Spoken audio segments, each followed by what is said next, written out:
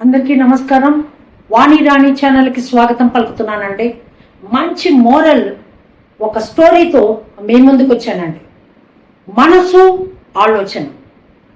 లోగడే ఒకసారి చెప్పానండి, మనసు కోతి లాంటిది. అది ఎటు పరుగులెత్తుతుందో, ఎటు వాడుతుందో, ఏ ఆలోచనలు వస్తాయో మనం చెప్పలేము. కాబట్టి గుర్రం లాంటిది అని కూడా చెప్పాను, కళ్ళెం వేసి పట్టుకోవాలి అని చెప్పాను. ఇప్పుడు స్టోరీలోకి వెళ్ళిపోదామా?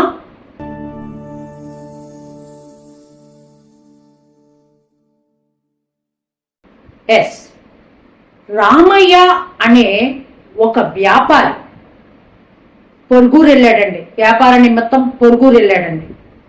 వెళ్ళి నడిచి వస్తూ ఉన్నాడు. పిట్ట మధ్యాహ్నం బాగా ఎండ తీవ్రత ఎక్కువగా ఉంది. ఒక పెద్ద మామిడి చెట్టు కింద అతనికి నీడ దొరికిందండి. ఆ నీడలో కూర్చున్నాడు. హాయిగా అనిపించింది. నీడ మాటను కూర్చున్నాడేమో, ప్రాణానికి నడిచి నడిచి ఉన్నాడు. అంత అడవి మార్గంలాగా ఉంది. చెట్లు చెమలు తప్ప ఎవ్వరు మనుషులే కనపట్టలేదు. సో హాయిగా ఆ మామిడి చెట్టు కింద కూర్చున్నాడండి. కూర్చొని విపరీతం దాహంగా ఉంది, నాలిక పిడిచకట్టుకొని పోతోంది, వాటర్ దొరికితే బాగుండు అని మనసులో ఆలోచించాడు. చూడండి, జాగ్రత్తగా వినండి. మనసులో ఏమనుకున్నాడు? వాటర్ కావాలి అనుకున్నాడు. అనుకోవటమే తడవు ఆ చెట్టు కింద చల్లటి వాటర్తో ఒక కుండ కనిపించింది. ఇటు నుంచి ఇటు ఆలోచించాడు, ఇటు తిరిగాడో లేదో కనిపించింది. చక్కగా వాటర్ తీసుకున్నాడు, తాగేశాడు. నా దాహం తీరింది, కమ్మని భోజనం కూడా దొరికితే బాగుండు. చూడండి, మనిషి కోరిక, మనసు కోరికలు చూడండి. మంచి అడవి మార్గంలో మంచి భోజనం, అది కూడా పంచభక్ష్యాలతో అని జస్ట్ మనసులో అనుకున్నాడండి. అనుకోవటమే తడవు. వెంటనే పెద్ద విస్తరాకుతో వాటర్తో సహా అతనికి పంచభక్ష్యాలతో భోజనం దొరికిందండి. ఇంకేం కావాలండి? చక్కగా చెట్టు మాటనే ఆ నీడలోనే కూర్చొని ఆ భోజనాన్ని మొత్తం తినేశాడు. వాహ్, నిద్రొస్తోంది. నిద్రొస్తుంటే అనుకున్నాడు కదా, ఒక్కసారి నాకు ఇవన్నీ కూడా కలుగుతున్నాయి కదా, మరి బంగారపు నాణేలు కూడా దొరికితే నాకు ఈ వ్యాపారం, ఈ పొరుగురు, ఈ వ్యవహారాలన్నీ ఉండవు కదా, నాణేలు దొరికితే బాగుండను అనుకోవటమే తడవు.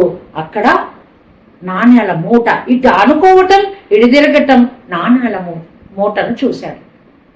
నాణ్యాలు కౌంట్ చేసుకుంటున్నాడు. ఎన్నో నాణ్యాలు వచ్చినాయి.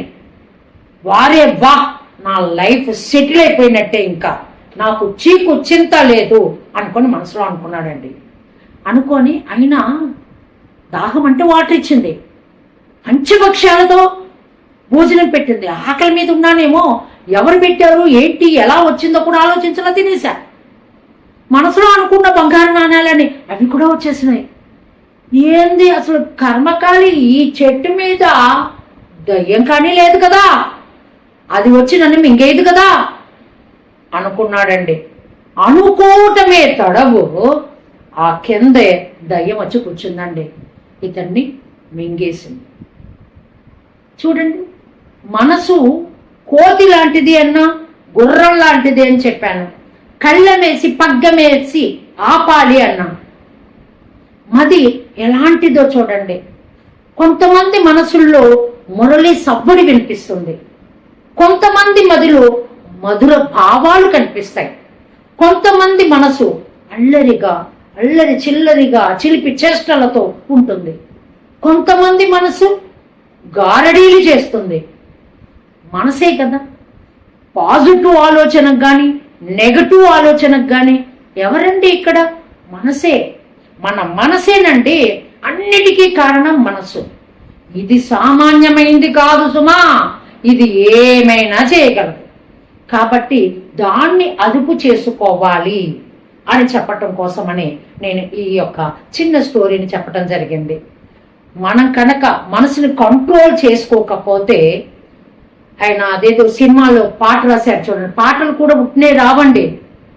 మనసు గతి ఇంతే మనిషి బతుకింతే, మనసున్న మనిషికి సుఖములేదింతే అని పాటలు పాడుకుంటూ ఉండాలి. కాబట్టి మనసును కంట్రోల్లో పెట్టుకుంటారా? కంట్రోల్లో పెట్టుకొని మనం చెప్పిన దారిలో అది వెళ్ళాలి. కళ్ళు చూసినవన్నీ కూడా మనసు కోరుకోకూడదు, కాళ్ళు వెళ్ళకూడదు. ఓకేనండి? కాబట్టి మనసు కంట్రోల్లో పెట్టుకుంటారని భావిస్తూ సర్వేజన సుఖినో భవంతు. స్వస్తి.